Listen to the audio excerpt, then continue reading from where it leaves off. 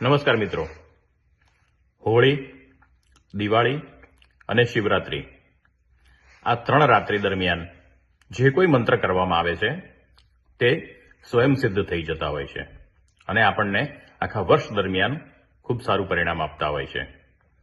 આવી જ રીતે જો આપણે આપણા જીવનની અંદર રોગ અને શત્રુ એ બેથી પીડાતા હોઈએ તો તેવા સમયે માતાજીનો એક મંત્ર છે, ઓમ હ્રીમ શ્રીમ ક્રીમ પરમેશ્વરી કાલિકે સ્વાહા.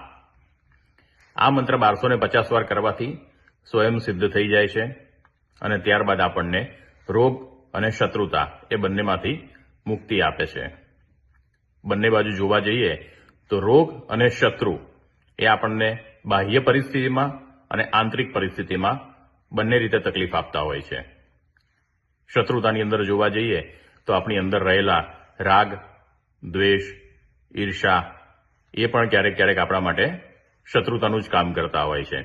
તો તેવા સમયે આ મંત્ર કરવાથી આપણને ખૂબ ફાયદો થાય છે.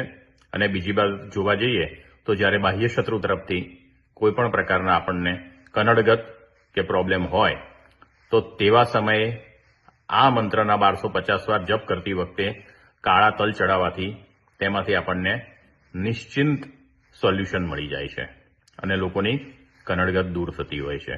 મંત્ર ખૂબ અદ્ભુત છે, સ્વયં સિદ્ધ છે, મહાકાલી માતાજીનો છે અને કળિયુગની અંદર ઉત્તમ ફળ આપવાવાળો છે.